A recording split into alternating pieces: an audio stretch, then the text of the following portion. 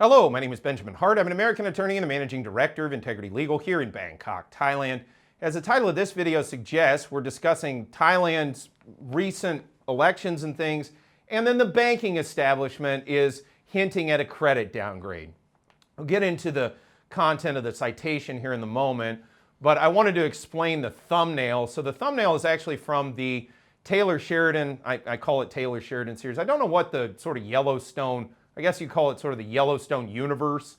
1923, which is a series that follows the Dutton family in, as the title suggests, 1923. 1883 to my mind was an absolute masterpiece. I'm originally from Kansas. There's some shots in that where I'm almost certain they filmed it in western Kansas. The opening scene of 1883, in fact, where you see, I think it's the Comanche tribe. I don't even know what tribe it was, actually, now I'm thinking about it.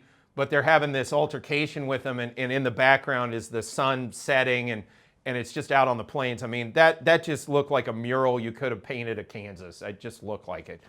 But 1883 was great. I love 1923 as well. The thumbnail comes from a scene where Timothy Dalton, my first memory of who James Bond was, by the way, is interacting with Harrison Ford's character, which I think is Jacob Dutton, if I'm not mistaken. I can't remember his name now, character's now off the top of my head, but he's a banker and he's basically trying to steal their land out from under him by paying their property tax, and then if they don't pay him back by a certain date, he'll just call note on them and steal their land, basically take their land. So I'm using that thumbnail because in this analysis, I see a lot of parallels to what went on there. So that's kind of the reason for the thumb. Now, just really quickly, I get into deep dive analysis of matters pertaining to geopolitics, economics, as well as things like banking, tax, how it impacts expat land here in Thailand in our paid news service. You can email us media@integrity-legal.com to get information about subscribing to our paid news service, and we can get you on the email list for that. Also, while I'm talking my game here, probably worth pointing out that my better half and I set up a restaurant here in downtown Bangkok, Pancake Palace, as the name implies, breakfast anytime, as well as American diner style food, including Polish sausages, hot dogs, we've got cheeseburgers, hamburgers, as well as buffalo wings, chili bowls, grilled cheese sandwiches. If you're interested in American diner style food or breakfast anytime, please check the links below. Come on by, we'd love to see you. Now that said, I thought of making this video after reading a recent article from the Bangkok Post, bangkokpost.com. Article is titled, Fears Over Sovereign Rating Revision. Now, let's bear in mind, I just made a couple of videos here recently where I was talking about what I perceived to be was a narrative being set up that Thailand had some issue in its financial sector. And I brought up the fact that back in 1997, this country was effectively economically put on its back, or at least its back foot, insofar as, you know, you can make arguments all you want, but international financial interests came in here and put Thailand at a disadvantage that it basically sort of, if you will, fed upon Thailand in certain ways over the intervening roughly decade. I came in at the very end of that. So I came to Asia first in 2007, came to Thailand in 2008. So I was sort of seeing where, actually, Jim Rickards wrote a really good excerpt in one of his Four Horsemen of the Apocalypse books. I can't remember which one it was, The Death of Money or Currency Wars, whichever one it was. There's four of them. Just look up, Google Jim Rickards' Four Horsemen books. And in one of those books, he talks about Thailand and how in 97, from about 97 to 07, they had to do anything in their power to get foreign exchange into Thailand because they were propping up their currency on the international market. And the end result of that was Thailand had to do and take in a lot of people and set a lot of policies that weren't necessarily overly in her interests because it was very much in her interest to keep the currency afloat, if you will, which she did, by the way, and paid off all her IMF loans and kept her financial house in order. By the way, when the same circumstances befell the West, they didn't do what they told Thailand they had to do. They did the opposite. They printed money and called it quantitative easing. It's important to point that out. Meanwhile, as Rickards pointed out, it was like a pendulum swinging. Round about 2007, it began swinging the other way, and then we saw it sort of culminate in the first part of the original Trump administration, where we actually saw a beggar thy neighbor situation going on, where countries were then starting to wanting to weaken their currencies so as to keep their export market up. Rickards goes into that in far better detail. The point I'm trying to make is, I think it's fairly clear in retrospect that Thailand was the subject of an economic raid in the 90s.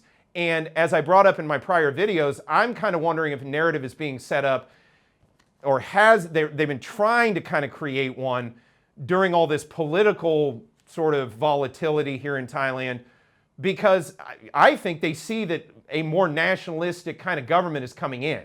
That Mr. Anutin and his coalition that he's managed to put together are not necessarily going to be interested in the prerogatives of the World Economic Forum. I'm very hopeful we reject all of this stuff having to do with the OECD. That remains to be seen.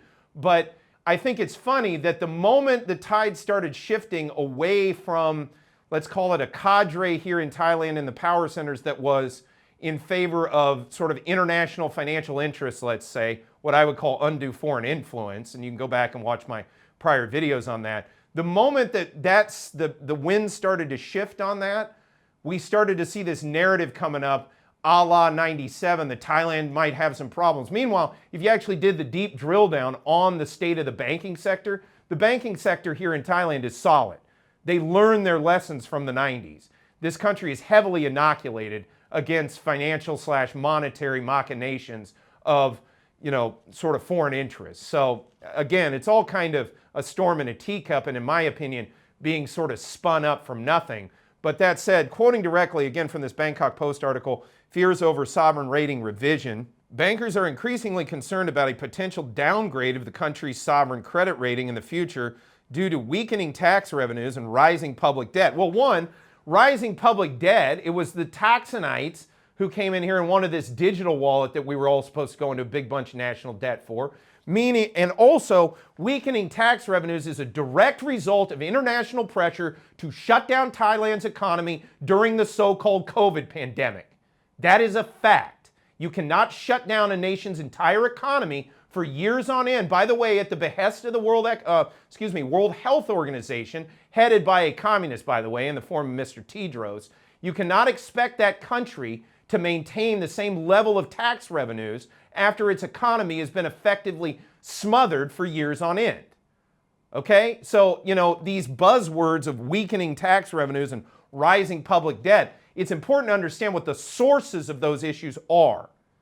Quoting further, according to PT Tantakasim, chief executive of TMB Thanachart Bank, Thailand faces growing risk of a credit rating downgrade as tax revenues continue to fall short of government targets. Well, first of all, the government sets the target on the money they want, not taking into consideration market factors on the ground. Most notably, they never seem to take into consideration that they themselves shut down the economy.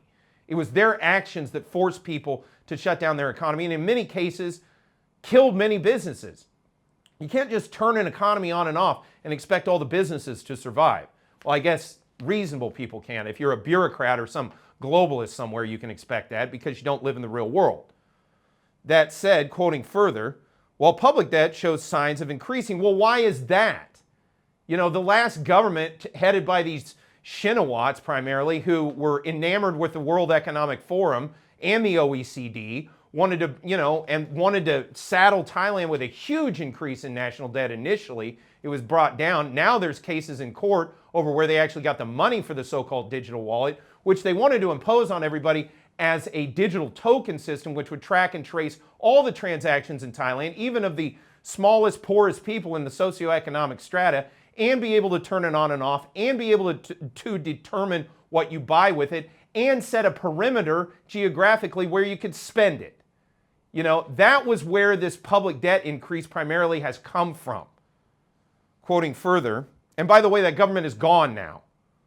Quoting further, quote, although the current public debt to GDP ratio is not yet alarming and remains below the ceiling, a slower pace of GDP growth combined with rising debt could accelerate the ratio in the period ahead, unquote. He said, well, this is another one where they make this sensational headline, oh, we've got all these problems, and then you dig into it. No, we actually don't have problems. If anything, things are more economically sound than they're letting on. As we got into in that other video, when I made the video about the rating agencies saying we may have a problem here in Thailand. When you went to the last paragraph of that article, it turned out, oh, all the DSIBs, the domestically, systemically important banks, are actually fine. They've done stress tests on them, and the banking sector here is sound and solid. And meanwhile, though, if you read the first line of that article, it was phrased and couched in such a way as if it was anything but. Quoting further, and I think this is important to point out here, according to the Public Debt Management Office, the public debt to GDP ratio tallied 63.2% at the end of July 2025, compared with 63.9% in 2024. So it was 63.2% in 2025, and it was 63.9% in 2024. So it went down year on year. It's getting better, is the conclusion to that analysis. So what are we talking about when we're talking about some problem? Quoting further, 64.3% in 2023 and 63.8% in 2022. So if you go back to 23, it went 64.3. It was 64.3 in 2023. Then in 2024, it went down, or it went up a little. No, it went down. It went down to 63.9. And then in 2025, it went down again to 63.2. So the trend over 3 years is down. What are we talking about? Quoting further, the government already raised the debt ceiling to 70% of GDP in the post-pandemic period, up from 60% previously, which was not popular at the time because the Thais are well aware of how financial and monetary and economic policy works, because they had to live through 97, and they knew they didn't want to see their debt to GDP ratio go up, but it did go up. It was basically just kind of rammed through, and we were sort of told, yeah, that's how it's going to be.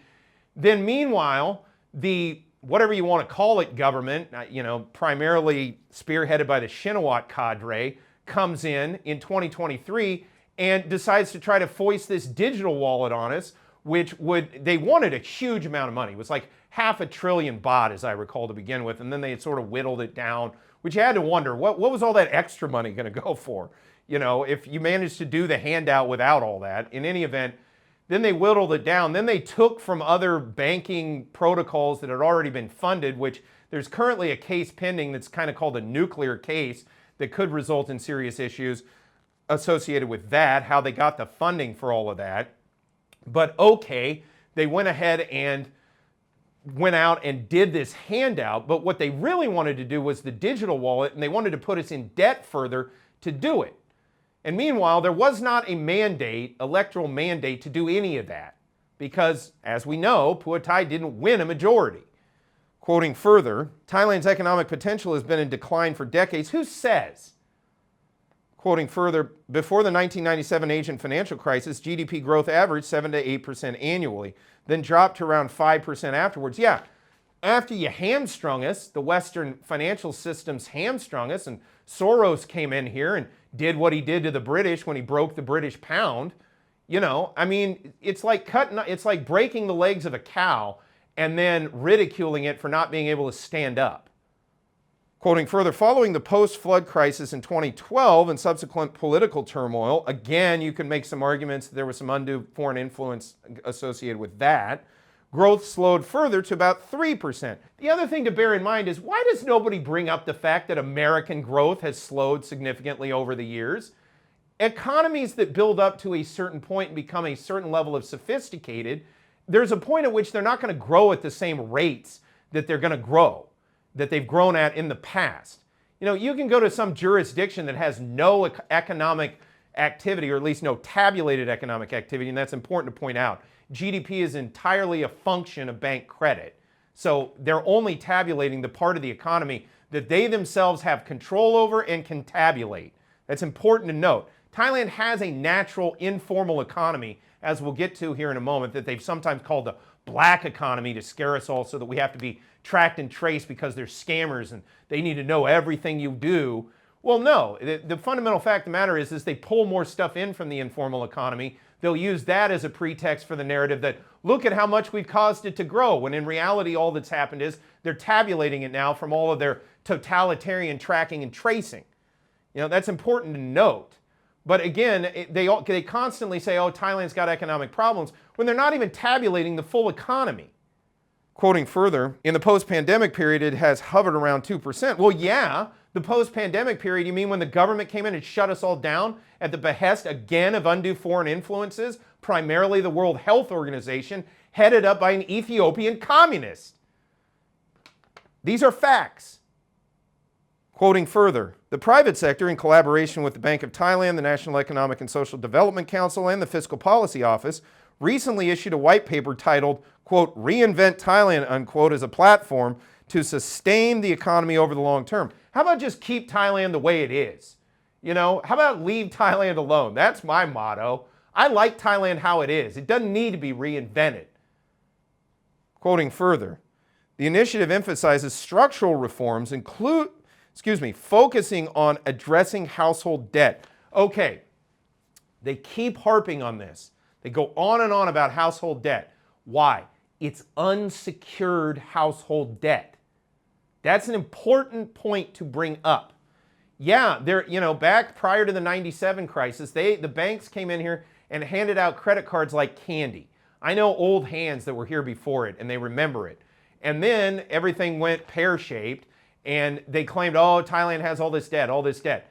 Notice that and we'll get into the citation here, and that's the point of the thumbnail too. Informal versus formal debt. I think what they're talking about when they're talking about formal debt is they want to mortgage your houses, Thailand. They want that debt attached to the land because they want the land. Just like in 1993 where Timothy Dalton, I think his name's Donald in the series, comes to the Dutton Ranch, he wants the land. That's what he's encumbering them with. He's encumbering them with debt to steal the land. That's what's happening here. Quoting further, and it's also important to point out, in the past when these banks loaned out all this unsecured debt, that's on them. If you loan to people that couldn't pay back, that's your risk as a banker. It's not on us as a country to ameliorate that for you. You know, your business is banking. You take risk for a living. Suck it up. Quoting further, and strengthening the private sector across the supply chain through integrated solutions. Oh, what, like the totalitarian tokens of the digital wallet or the Nirvana glasnost of the data lake of fire that I've talked about in other videos where they're going to make a big data lake of all of us so they can track and trace everything we do and they know every little transaction we've ever made so they can suck as much possible wealth out of us as they parasitically can. Quoting further, and this is key here, for households, the project aims to expand access to formal credit. That is the operative term there, formal. What's formal going to mean? I am betting you anything it means it's got to be attached to your dwelling. It's got to be attached to your real estate. Now, there's nothing wrong with having a mortgage. There's nothing wrong with having real estate. But if they're trying to do it much like the banker in 1923 in order to encumber folks over here in Thailand that may not even have a full understanding of the obligations they're signing on to, I find that deeply, deeply troubling.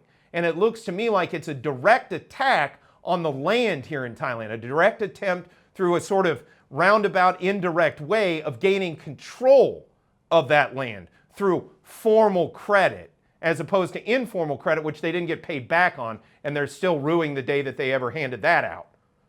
Quoting further, and reduce reliance on informal debt by promoting a transparent financial database. Again, Nirvana glasnost, the data lake. Yeah, they want to track us all, trace us all, and why? Why do they want to do that? Because they want to extract every ounce of wealth out of us that they can, and they also want to formally secure our debt so that they can come after our houses if we fail to pay it off.